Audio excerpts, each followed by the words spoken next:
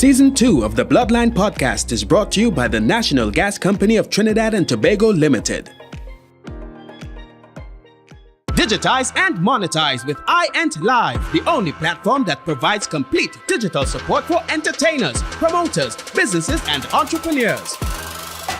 Leverage our one-stop digital ecosystem that will allow you to promote your music, sell albums, and host paid events, host webinars and sell courses, promote your concerts, sell tickets and live stream events, and market your business or project to generate new customer leads, traffic, and more. This is all supported by our homegrown AI-driven digital marketing infrastructure that has successfully served hundreds of clients around the world. To learn more, send us a message or call 765-4641. Hi, good evening, and welcome to Bloodline Podcast, sponsored by the National Gas Company of Trinidad and Tobago.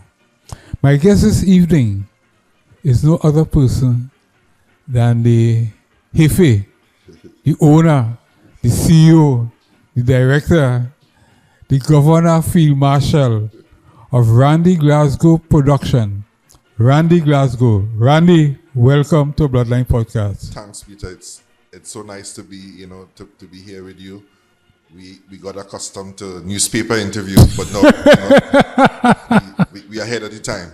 It's wonderful to be here. All right. So tell me about you. Tell me about where you were born and a little bit about your family. Okay. We were born in Belmont in Francois Valley Road. Uh-huh. Then we moved to Cookery Terrace. Uh-huh. From Cookery Terrace, we went to St. Agnes Primary School in St. James. Then we transferred to Cookery Government School in Cookery. Then we went on to Diego Martin Junior Secondary. Mm-hmm. And then we went to Mokorapo Senior Camps. From there, we went abroad and studied and so forth. But that's the base, yes. And your hobbies as a young fella growing up? Growing up in Cookery, we used to go down to Waterhole, played a lot of street football, played wind-ball cricket, and we took a liking for the cricket. Mm-hmm. More so, we went on to join the Harvard Youth Clinic. Mm-hmm. We went on to play youth cricket for Trinidad and Tobago. A lot of people don't know that, but we had some cricket background. Even so, we played one Shell Shield game for Trinidad and Tobago. Beautiful. So cricket, we love the cricket, and we still take a little thing, but cricket was our love in terms of the sports, in growing up. Tell me something. People know you, well, most people know you in the arts, right? Yes. And they don't know you so much about cricket. No, and football to a lesser extent. Football, right? So with the arts, how you became attracted to music and the arts? We always like the fact, of working for yourself. And although we were playing the cricket at a decent level, cricket was tough. It was a hard game. We had to train. We played with guys like Gus Logie, the President West Indies coach, Phil Simmons.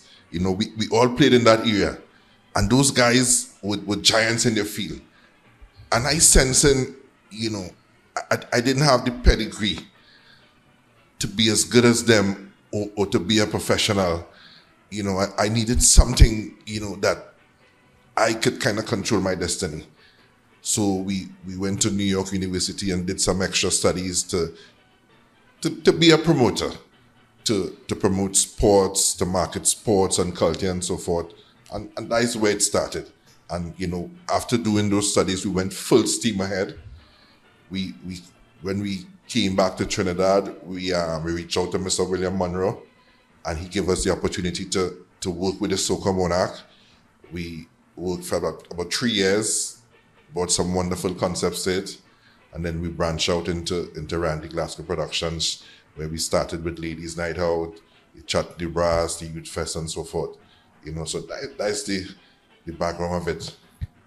The promotion business, you talk about studying in university. A lot of people don't realize how serious this thing is. Yes. And what were some of the challenges, like in starting out in this thing? So you come back from university with this qualification. What are some of the challenges as a young promoter you're faced with? The challenges are still there for others. Yeah. Because people see the entertainment business as a risky business. So the banks or the credit union or money lenders wouldn't lend you money to do an event because they know in most cases at the end of it, there could be none. So, as a promoter, you have to be that good. You have to know what you're doing because you're spending your resources, and the difficult thing with the show business, you could make money in 5 events and then you do 1 event and lose everything. So it's that risky. So, you have to learn your craft. You have to learn to negotiate. You have to learn to do as much thing as possible. Is it a high risk? It is. Profession? It's high risk. It's high risk. I mean, a lot of promotional groups and promoters would come and go because, as I say, it just takes 1 event to wipe you out. Everything. To wipe you out. And I say the bank not letting it because the bank knows. So even if you're successful, how many years you doing this now? Over 15. Okay. Yeah. So I would say you are a successful promoter. That's my point of view, right? The bank would still hem and haw to give you support? Well, or easier now? The good thing is, in growing up, you instill that confidence in yourself, and that to make it happen, you have to make it happen. So we have never gone to the bank or any institution to borrow money to do an event. Very good. So we do what we have to do. We negotiate hard, we play it safe. And, a lot of people, not too happy with the way how we do things and so forth, but because of not wanting to rely on lending institution or somebody else to do my event, I have to do it the way that I learned to do it. Yeah. Over those years, have you ever managed artists? Actually managed somebody? Yes. When we started, a lot of artists would have came to us and, people like Bali. I think we managed Bali for a while and book and so forth. The other artists we work with, but the music management and artist management is serious business. Yeah. Because, you have people directly looking at you for things to happen. Yeah. And we being a promoter, with taking up so many time, and resources, yeah. we just couldn't cope. And for those years, who have been some of your favorite Calypsonians you've worked with? Calypsonians. Okay. We have worked with quite a few guys there. We work with, and some good stories. We work, I would start at the top. We work with the Mighty Sparrow. Mm-hmm. And we did a couple concerts with him, the Gene Pierre, him and Percy Sledge for Mother's Day, at the Savannah and so forth. But we went to Mighty Sparrow when we were doing one of those concerts, and I said, Sparrow, I want to throw something at you. It's kind of different. It's something different. Don't get vexed with us. He was getting down in the age, and I said, Birdie, I want to take you on a retirement tour. A retirement tour is you're going to visit every country you've been to. And he said, Randy, boy, you're sounding like you feel like when I'm dead. Nice power. Nice power. But it was a wonderful concept, and in the last 5 years or 4 years, Elton John, he's doing the same thing. Yeah. So we were ahead of the game. And Tony Bennett. These guys are doing the retirement tour. Yeah. And the thing, and what I told him is, a retirement tour could go on forever. Yeah. Because if people want you, it don't stop. And the same thing is happening to Elton John. Every year, Elton John is adding tours to his retirement tour. Yeah. So in reflecting and so forth, I wish Birdie had grabbed that opportunity. Yeah. We work with David Rudder, we work with Black Stallion. We did a Black Stallion festival, and we were lucky at that time to have 2 prime ministers as as the patron of the show, the late Mr. Manning and Mr. Rav Gonzalez, who will come down from St. Vincent to sit up front towards Starling. Great. Okay, so tell me some of your favorite calypsonians, right? You're the comedy business as well. Yes. What's some of your favorite comedians? Well, these guys are so funny, but it's a tough one. But people like Kenneth Supersad, we got Kenneth into the mainstream business. Yeah. The midgets, the short midget, Earl Governor and so forth. The Saint, Larry Joseph. All these guys, are our favorites, and we look forward to always working with them and coming up with new ideas to entertain the people of Trinidad and Tobago. Through the years, what has been your most successful production? The one that's dearest to you? Okay. There are quite a few. Okay, tell me the few. Yes, and those are where we started. We started with the Youth Fest, Coca-Cola Youth Fest. Yeah. Mm-hmm. Coca-Cola Youth Fest, we was able to bring people like Bunchy Garlin, his wife Fayan, Maximus Dan, Destra, and they were out there, but the Youth Fest took them to another level. So, with pride, a number of artists, you hear them, soca artists, hear them talking, they're thankful for Youth Fest. So, we were happy to introduce that at the time. Yeah. The Ladies Night Out was another very popular brand that the ladies look forward to every year. We also introduced, at the time, you had the Chutney Soca Monarch, but nothing was happening for the Chutney bands as such. So we went into it and we said, let's develop something for the Chutney bands. And hence we came up with Chutney Brass. Mm-hmm. Chutney Brass is where, you see the Raymond and the Didi Nadan, the Ravi and Karma, the Kiai and his band, the Gaia Tunes. So that was able to bring the Chutney bands and the music further into mainstream. So we were quite happy, to introduce that at the time. We have watched Soca Monarch competition. First it was Soca Monarch, then it became International Soca Monarch. We have watched it go from infancy. Yes. With William Monroe at the helm, guiding it, shaping it. Mm-hmm. Then when William exited, you came in with your organization and continued it up to last year. No, we were there before. We were there for like about 3 or 4 years. Yeah. I don't think it was longer than that. That's when we felt, we needed to. Tell me about that experience, Soca Monarch. Yeah. Soca Monarch was a tremendous experience. At the time, it was, lots of talent, a lot of soca artists, looking for opportunities. But we thought it needed some structure. We thought it needed some different things that we introduced. It's simple things that up to this day still have.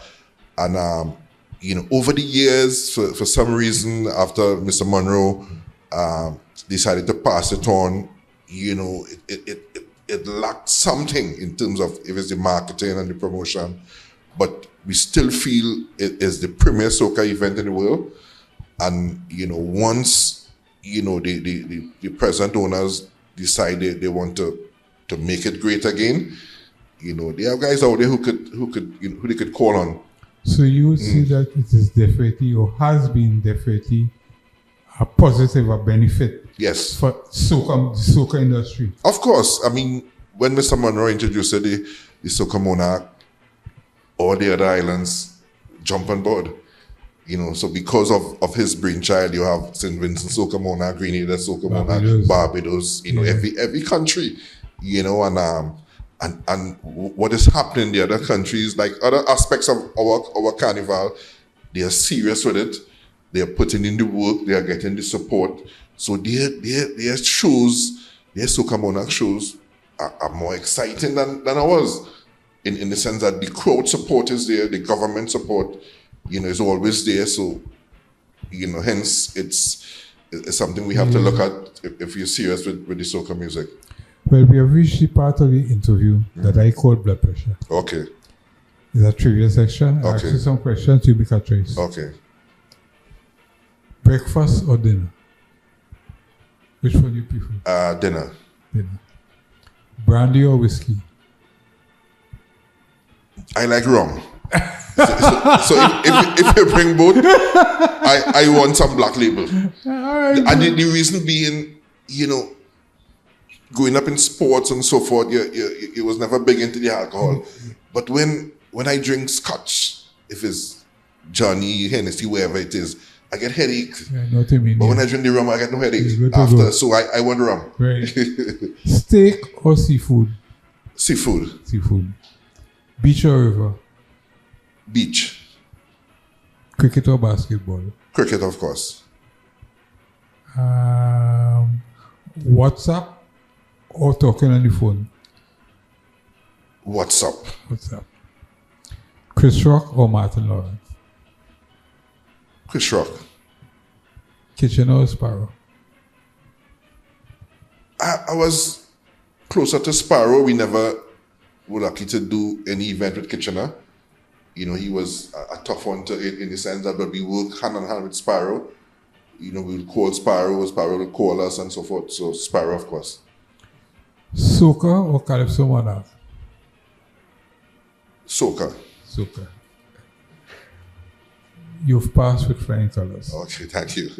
Season 2 of Bloodline Podcast is made possible through the support of the National Gas Company of Trinidad and Tobago, continuing to be a good corporate citizen, lending support to various initiatives, including those focused on our arts and culture. Today's podcast is also sponsored by Caribbean Spring Water, natural alkaline spring water from the Northern Range. But I see your daily schedule with this promotion thing, because I see it on social media, where you always have some promo going on. Yes. Whole year, 12 months a year. Yes. How does Randy Glasgow spend his downtime? How is relax? What is it? He relax watching sports. Yeah, but you know, we have learned to multitask. Yeah. So if you're watching a basketball game, we doing work. Yeah. Because the entertainment business is a tough business. It's as we said before, and you have to make it happen. You know, so you have to be on your game, because if you're off your game, you could lose your pants in a flash, and you don't want to lose your pants. Yeah, so we come at it. We have the ideas, and it's a we know it's a gift from God, and you know, most important, you know, you're doing something to make a difference for others, because you know, like for 2 years, nothing was happening. So now that we're back on stream, you know, the artists, the comedians, they depend on us to make things happen, and we can't fall short. So it gives us the energy and the motivation to work around the clock, to come up with ideas and do things different and do it big. You know, so you would have seen right now we have comedy, Mother's Day comedy happening, a Mother's Day weekend. We have a For the Love of Mom featuring show in Winchester, Super Blue, and others a singing show. So on that weekend, we are doing 3 shows, you know, 2 on one night. And these are things we are accustomed to. For Tobago Carnival, we want to introduce something called a Soca Rewind Festival. This going to be the first Soca event of its kind. Basically, a retro Soca event that is huge. All the major stars with a taste of the new ones. So we planning to make that grand and very nice. Looking for the support and you know, sponsors out there. Give us the support, and we will make a difference. RGP, has the organization been involved in internationally, like let's say like Miami Carnival, New York Carnival, Notting Hill, whatever? You all have done things outside? Yes. Like we work in a different capacity. Yeah. We work, for instance, with 4 boroughs in the United States. You know, like in San Francisco, Atlanta, and so forth. They do their summer festivals. And what we do, we put together like world beat music packages. So we will have a Soca act, we will have a reggae act, we will have a Brazilian act that we send to these places. So, you know, that is happening every year. A lot of big comedy shows outside, you know, people call us because we being the premier promoters of comedy shows. People will want 3 comedians, 4 comedians to put with their comedians to make a festival. So a lot of things like that we do that people wouldn't hear of, you know, but we quite active on that circuit sending our artists and culture from around the region to different parts of the world. A lot of people say that the Calypso art form has been dying. The Calypso tends in problems, right? You think that competition is really necessary in Calypso? Well, what have to happen, we have to do some feasibility studies. We have to, the TUCOs and the Ministry of Culture, have to call in the people with the knowledge who could give information to make a difference. How the Calypso is structured, you must have the competition. Because there's nowhere that without a king, without a king could get a guarantee show in the United States, wherever it is. So it's structured like for winners in a sense, but it have to move away from it, and I think part of it have to be the content of what is sung. The person in London, outside of the diaspora, you don't want to hear about Dr. Rowley. I understand. They want music to bring relief and joy. Yeah. So there must be a restructuring in that sense, and it have to come from people like TUCO, who have to create opportunities and incentives. So if you're doing your rules for your competition, let your topics be universal. Come off of the domestic scene a little bit. That is important. But if you want the music to fly, you could be in trouble. Yeah. So the Soca, which is a good vibes kind of energy, that's what people want. And this is where the Calypso have to go. As a promoter and producer, how do you think Soca music could be better marketed, packaged, and spread globally more in the wider world? It's happening, and it have its good part and its bad part. Within the Soca industry, I mean, if you speak to certain artists, they will tell you that there's some selfishness in a sense among certain artists who we feel can do more.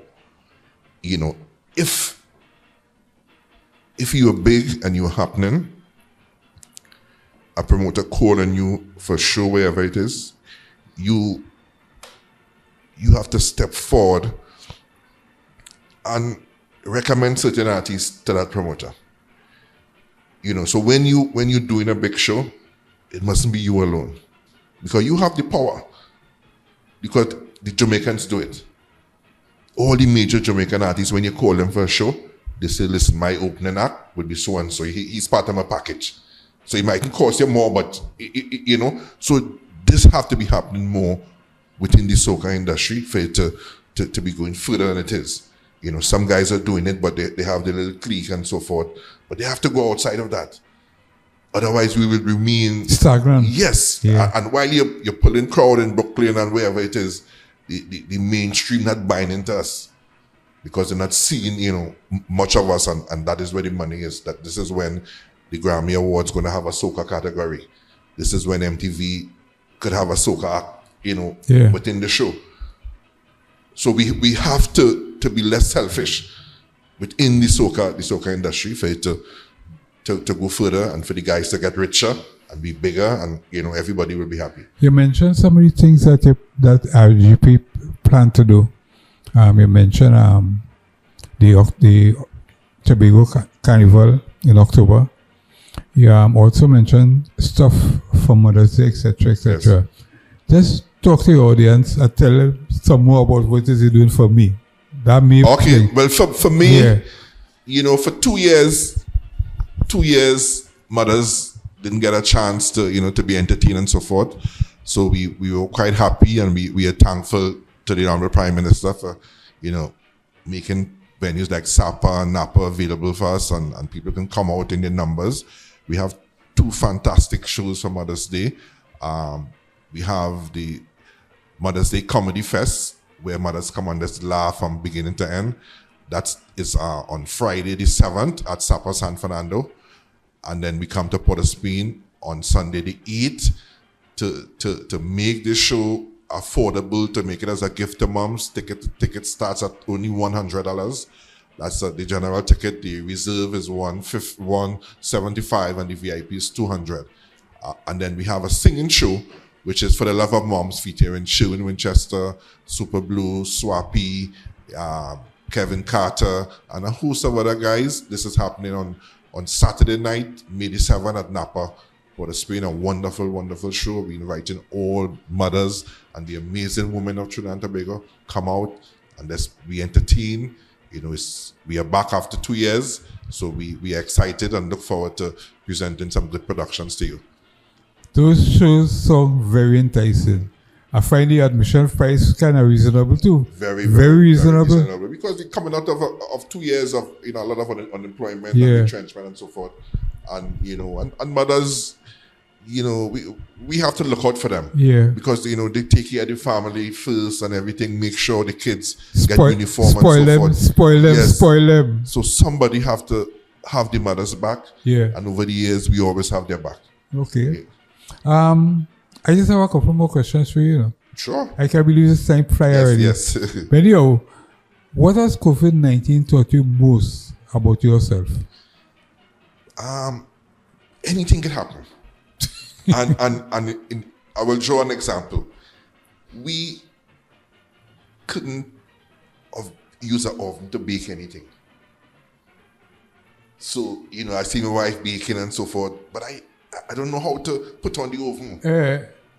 How to start the washing machine. And we you learn to do it? We learn to do that. And more so, we cooking anything. Surprisingly, we cooking anything. We getting the baddest curry goat.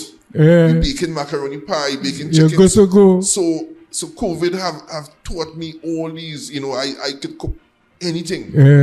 Because I had the time. You go up with the technology. Anything is possible. Anything you want to learn is up to you. It's right there, and it's that easy. So for COVID, I thank COVID. I am now a person that all wrong. Yes, I don't have to buy food at a restaurant no more. Right, beautiful. Yes. There's one more question. Tell me about the future for Randy Glasgow. Yeah. The future, well, God is always in charge, you know. But the future is to make a further difference to what we're doing, to employ more people, to make more stars. Whatever we are doing now, we are involving the younger artists. So in the comedy shows, you're not seeing the same faces over and over. At every show, we making it our duty to have about 4 or 5 young people, new artists in the different genres. If it's Chutney, if it's Soca, if it's Calypso. And this is what we want to do. We want to create more stars. We want to make the different, the different musics and the genres and so forth, make it bigger by getting younger people involved. Because, the younger you get involved, the better you will be. Yeah. So the onus is on us to create things, to find talent at a younger age, bringing them to the fore. Randy, I must thank you very much. I wish you every success in your future endeavors. All success to Randy Glasgow Productions. And all success to these shows. Of course, I'll be there. Yes, of course. Right? Of course. Thanks very much. Yes, man. That was a pleasure being here. You have been watching Bloodline Podcast on iEnt Live. My guest this evening has been Randy Glasgow, CEO of Randy Glasgow Production. Have a good evening. Thanks for watching. Ciao. Season 2 of the Bloodline Podcast is brought to you by the National Gas Company of Trinidad and Tobago Limited. Digitize and monetize with iEnt Live, the only platform that provides complete digital support for entertainers, promoters, businesses, and entrepreneurs. Leverage our one-stop digital ecosystem that will allow you to promote your music, sell albums, and host paid events, host webinars and sell courses, promote your concerts, sell tickets and live stream events, and market your business or project to generate new customer leads, traffic, and more. This is all supported by our homegrown AI-driven digital marketing infrastructure that has successfully served hundreds of clients around the world. To learn more, send us a message or call 765-464